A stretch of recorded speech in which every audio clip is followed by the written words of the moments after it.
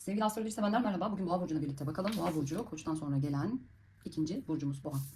Yöneticisi Venüs, elementi toprak, yani mizacı soğuk ve kuru. Enerji yönü dişil. Niteliği sabit, tavrı içe dönük, sübjektif. Yönelimi koruyan, sabitleyen, sabreden, şekil veren. Boğa toprak elementinin sabit olan burcudur. Hareketin ardından gelen istikrar, başlangıcın ardından gelen sürekliliktir. Şimdi Koç birinci burçtu. Koç ol emrinin tecellisiydi. Koç'ta var olan, başlangıç yapan, Boğa'da artık şekil alıyor ve sabitleniyor. Biraz daha buraya yerleşiyor, kök salıyor. Topraktan aldığı özellik ile beklemeyi, sabretmeyi, korumayı, şekil vermeyi, olgunlaştırmayı bilir. Toprak şekil verendir. Boğa ise en başta ruhun bedene girerek bir şekle bürünmesini ve orada sabit kalmasını anlatır. Boğa demek bedenlenme ile başlayıp ruhun dünyaya ait sahip olduğu ve ruhlar alemine giderken götüremeyeceği, dünyaya ait olan her şeydir. Öncelikle bedenin, daha sonra bedenin üzerine giydiğin kıyafetin, sonra bütün sahip olduğun mal, mülk, beden, evlat, aşk vesaire. O yüzden ikinci evin konularında maddi manevi kazançlar olarak bakarız konularına. Boğanın toprak elementi etkisiyle şekil verme özelliği vardır. Toprak içine alan, besleyen, koruyan, büyüten, şekil veren, görünür hale getiren ve zaman geçtikçe de olgunlaştıran bir özelliktedir. Zamanla ürün veren, köklerini sağlam tutan, köklenmeye zemin hazırlayan.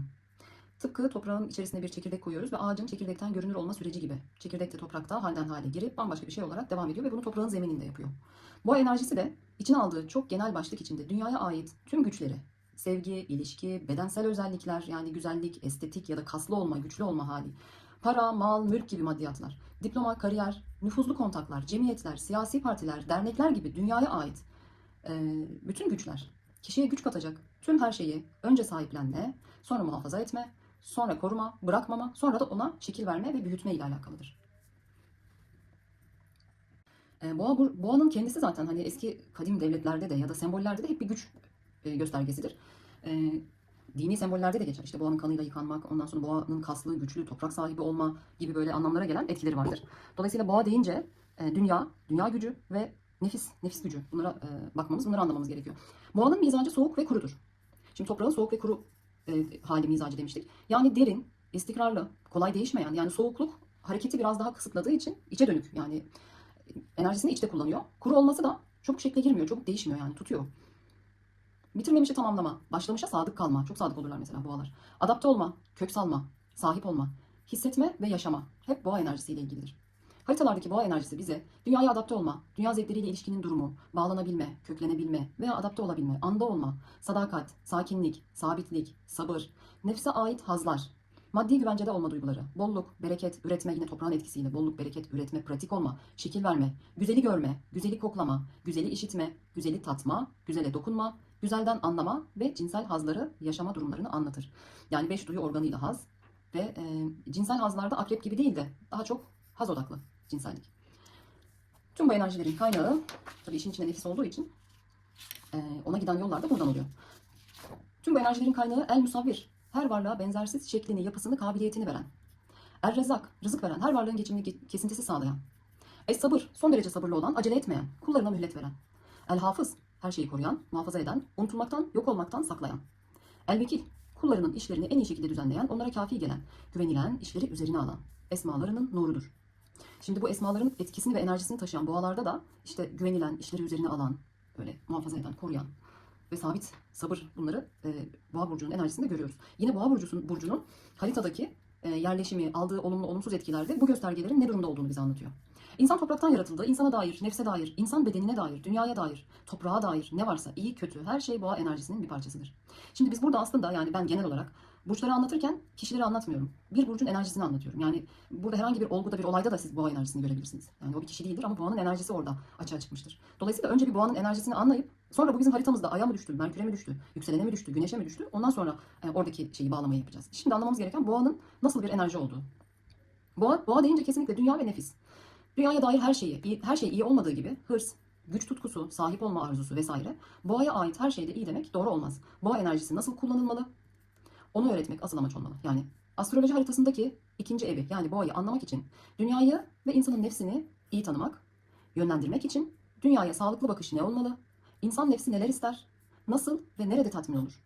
Nefsin asıl amacı nedir? Sorularının cevabını bilmek. Bu konularda aşırıya kaçtığında karşı burç olan akrebin aşırılıkları nasıl ondan kopardığını, ölüm veya ayrılıklar suretiyle, dünyaya ait zevkleri nasıl elinden aldığını Bunu ahirete hazırlamak için yapıyor. Yönelimlerini iyi bilmemiz gerekiyor. Yani bu boğa etkisini iyi kullanmak için insanı, nefsi ne ister, nerelerde tatmin olur ve karşısındaki akrep burcunu çok iyi bilmemiz gerekiyor ki boğadan tam anlamıyla istifade edelim. Boğa yüzeydeki görünen şeylerken akrep derindeki hikmetler, hakikatlerdir. Boğa akrep enerjisini iyi anladığında kendi enerjisini yönetebilmeyi de anlar. O yüzden boğa ile ilgili yani çok kişisel alanlarınızda boğa ile ilgili çok yoğun etkiler alıyorsanız muhakkak akrebi tanımış olmanız gerekiyor. Akrebe de bakın. Gerçi hepsine bakmamız gerekiyor. Ayrı bir konu ama boğayı tam anlamak için akreple birlikte ilerlemek gerekiyor. Boğa akrep aksındaki denge dünya ile ahiret, duygu ve düşüncenin sağlıklı değerlendirilmesiyle sağlanır. Boğanın dünyaya bakan yön, akrebin de dünyaya derinlik veren ve o yüzeyselliği kopartan yani ahirete bakan yön olduğunu bilmemiz lazım. Boğa, dünya, akrep, ukba. Akrebin başka etkileri de var tabii de şu an boğa ile olan ilişkisindeki kısmını anlatıyorum. Boğanın dünyaya bakan yön, akrebin dünyadan koparan yön olduğunu bilmek birinci kuraldır. Boğa, dünya, akrep, ukba. İkinci kural, ahirete giden yolun dünyadan geçtiğidir. Yani insan cennete hazır olma halini yani tekamülünü dünyada gerçekleştirecektir. Bu yönüyle dünya ve nefis vazgeçilecek, değersizleştirilecek, yok sayılacak, boş görülecek, ceza gibi algılanacak, küçümsenecek bir yer ve olgu asla değildir. Aksine insanın Rabbini tanımasına, öğrenmesine vesile olan okuldur. Ruh, nefis, kalp yani kalpteki niyet, beden bütünlüğü sağlıklı yönetildiğinde yaratılış amacına ulaşmış bir kul ortaya çıkar. Rabbimiz bizleri kendini tanımamız ve tanıtmamız yani onun aynadarlığını yapmamız için yarattı. Bunlara vesile olan, görünür hale getiren beden ve dünyadır yani boğa. Bu yüksek hakikatlere vesile olacak olan dünya, nefis ve bedenin vazifesini unutup bu alanlara fazla daldığımızda ahirete hesaba katmadan adeta madalyonun iki yüzünün tek tarafını yaşamak gibi boğa enerjisini de tek yönlü yaşadığımızda akrebin kaotik olguları kendini işin hakikatini hatırlatmak amacıyla hayatımıza girer. Boğa, dünya, akrep, ahiret. Boğa görünür alan, şekil, akrep işin iç yüzü, hakikati. Somut bir örnekle sahip olduğun paranın, kazancının, Yaradan'ın senin hizmetine verdiği bir nimet olduğunu değil de bunu kendinden bildiğinde yani ben yaptım, ben kazandım, ben çalıştım gibi nefsine ait bir sahiplenme yaşadığında akrep denge için devreye girer ve seni dünyaya bağlanmaktan koparıp bir kayıp yaşatır. Sen o süreçte yine çalışır, yine yaparsın ama kazanamazsın. Orada o zaman anlarsın ki senin kazancınla, senin çalışmanla alakalı değildir. Bunlar yalnız çok spesifik durumlar. Yani bu herkes için değil. Bu egonla ona sahip çıktığında ortaya çıkan bir şey. Bu her şey için geçerli bu arada. Yani bu işleri ben yaptım, kariyer. Hani ben olmasam buradaki işler yürümez. Hayır o işleri sen yapmıyorsun. Sen de bir aracısın yani orada. Veya evladını, sevgilini, eşini, itibarını, düzenini, güvencelerini çokça sahiplendiğinde, Yaradan'a es geçip onlara güvendiğinde işte buradaki durumlarda oluyor. Yoksa tabii ki çalışana veriyor Allah. O ayrı bir konu. Ama orada çok ince kritik bir nokta var. O noktayı aştığında yine senin kalbindeki putları temizlemek üzere yani geliyor. Sürekli sende kalacaklar ve hep güçlü, hep güvende olacağım zanlarına düştüğünde yani bu gücü ve güvenceyi Rabbinden değil de o aracılardan bildiğinde bir nevi putlaştırdığında yine akrep devreye girer. İhanet görme, ayrılığa düşme gibi bir şekilde seni onlardan kopartacak etkilere sürükler. Burada amacı senin dünyaya bağlanmanı dengeleyip ahireti hatırlatmak, kalbindeki putları kırmak, arındırmak ve gerçek güce sığınarak yücelmeni sağlamaktır. Yani bu bazen parti olabiliyor. Bazen bir cemaat, bir tarikat yani çok iyi niyetli bir dernek, çok iyi niyetli şeyler de olabiliyor bunlar. Ve sen oradaki iyi etkileri o enerjiden biliyorsun. Halbuki o enerjiler sadece bir vesileydi, aracıydı yani. Allah onları oradan bir alıyor. Sonra sen bakıyorsun ki başka enerjilerle de aynı şey devam ediyor. Demek ki onlar değilmiş asıl olan. Sana bunu gösteriyor sadece. Şimdi sistemi anladıysak gelelim dikkat etmemiz gereken hususlara. Yani ana kalıpların doğru kullanılmadığında burcun esmalardan kopmuş olduğunda gölge yanlarına bakıyoruz. Her burçta olduğumuz gibi. Boğanın da gölge yanları şunlardır ve eğer bunları yaşıyorsanız anlayın ki boğa burcunun gölge yanlarına düşmüşsünüz. Aslında boğa burcunun çok güzel, çok güçlü, çok kazanç getiren yani maddi manevi kazanç getiren yönünü kaçırıyor ve ıskalıyor olabilirsiniz yani. O yüzden şimdi hep birlikte bakalım. 1. Aşırı güvenlik ihtiyacı, değişime direnç ve inat. Boğanın temel ihtiyacı huzur ve güvenliktir. Gölge yanda bu ihtiyaç katı bir tutuculuğa dönüşebilir. Psikolojik açıdan risk almaktan kaçınır. Değişim karşısında yerinden oynatılmayan bir inat yani. Halbuki değişim şarttır değil mi? Yani şu zodyak çemberinin zaten dönmesi. Bir iç bir dış, bir iç bir dış, bir iç bir dış tarzında. Yani seni sürekli değişime sürüklemesi aslında istenen bir olgu. Yani burada tamam sabitlik olmalı bu konularda ama bazı şeylerde değişime açık olunmalı. Yani burada biraz kullanmayı bilmeli. Uzun süre aynı döngülerde sıkışma, kontrol kaybı korkusu yüzünden büyüme fırsatlarını reddetme. Tasavvufi açıdan ne yaşatıyor peki bu düşünce? Dünyaya aşırı tutunma kalbi ağırlaştırır. Olduğu gibi kalsın arzusu ilahi akışa teslimiyeti zorlaştırır. Yani ilahi akışta bir rahmet var. Bunu belki çalışırsın içinde. Rızanın güzel tarafı sabırdır. Gölgede bu atalet ve durgunluk verir. Bazen sabırla tembellik boğalarda karışabilir. 2. Maddeye, para ve sahip olunanlara aşırı bağlanma. İşte az önceki söylediğim şey. Boğa doğası gereği değerlere tutunur. Gölge yanında bu sahiplik ve sahiplik vehmine dönüşebilir. Psikolojik açıdan mülkiyetçilik, kaybetme korkusu getiriyor, stres. Fazla biriktirme eğilimi, para, eşya, duygusal bağlar. Yani kaybetmeyeyim, tutayım, biriktireyim. Maddi güvenlik sarsılınca da yoğun kaygı. Sahip olduklarını kişisel değerle özdeşleştirme. Sahip olduklarını kişisel değerle özdeşleştirme. Hani benden biliyorsun onu. Sen kendinden biliyorsun onu. Hayır, onlar senin emanetçin. Tasavvufi açıdan. Mülk benim yanılgısı. Nefsi büyütür. Nefis büyür ve seni kontrol etmeye başlar. Oysa tasavvufta her şey emanet olarak görülür. Mal üzerinden kurulan kimlik kalpte perde oluşturur. Kanaatin ışığı söner. Tamah gölge olarak belirir. Tamah etme yani. Aşırı düşkünlük. 3. Bu da çok önemli çünkü nefis o kadar güçlü bir mekanizma ki yani boğalarda da nefis, ya boğa enerjisinde herkesin boğa yönü vardır bu arada. Sadece boğalara has değil anlattığım şeyler. Haz ve konforun aşırıya kaçması, tembellik, keyfe düşkünlük. Boğanın güzellik ve haz duygusu gölgede aşırılığa dönüşebilir. Psikolojik açıdan abur cubur, aşırı yemek, tat odaklı davranışlar. Yani sadece dilimin lezzeti için yiyorum. Bedenim işte kilo almış, önemsemiyorum ama ben lezzetime bakarım. Aldığım lezzete bakarım. Bu tabii sağlığı bozuyor. Harekete geçmekte zorlanma, erteleme. Konforunu bozmak istemiyorsun çünkü. Sadece konfor alanında yaşam arzusu, keyfin kaçmasın davranışıyla hedefleri ihmal etme, sorumluluktan kaçma ve hedefine gidememe. Tasavvufi açıdan nefsi emmarenin haz ve şehvet imtihanı. Haz ve şehvet. Nefsi emmare, haz ve şehvet. Çünkü nefis 5 duyu hazzıyla ve cinsel hazzıyla boğa enerjisinde var olmaya çalışıyor. Ama bunu yönetirse, bunların üzerine çıkarsa da oradan müthiş kazanımlar sağlayacak. Dünya lezzetleri ruhun sesini bastırabilir. Ruhun da isteği var yani. Bazen bunu görmezden gelir boğalar. Gölgeye düştüklerinde. Bedenin istekleri ağır basınca hal bulanıklaşır. Zevkler amaç olmaya başladığında ruh geri çekilir. Ruhi tekamülü engelliyor yani. Zaten ruhi tekamülde dikkat ederseniz hemen ilk önce besin yani böyle yemek konusuna dikkat et. İşte riyazat yap. Ondan sonra oruç tut falan. Direkt nefsi en çok etkileyen şey yemekle ilgiliyse nefsi en çok güçlendiren şey de yemekle. Yani ilk başta yemek, sonrasında diğer hazlar. 4. Yavaş duygusal işleyiş. İçe atma. Pasif agresif patlamalar yaşama. Boğa duygularını sindirerek yaşar. Bu özellik gölgede tıkanır. Psikolojik açıdan duyguları açamama, ifade etmekte zorlanma. Sessiz kırılganlıklar. Yani zaten hani içe dönük, subjektifti. Dişil olduğu için enerjisi içe doğruydu. Orada kendi içinde sessiz kırgınlıklar, içte birikmiş stres, pasif agresiflik, duygularını ifade etmekte zorlanma, tepkileri geciktirip bir anda sert çıkışlar yapma, bir patlama noktasına gelecek kadar biriktirme. Sessiz direnç, konuşmadan karşı tarafı zor durumda bırakma. Sessiz direnç. Tasavvufi açıdan içte biriken duygu tortuları kalbin latifliğini gölgeler.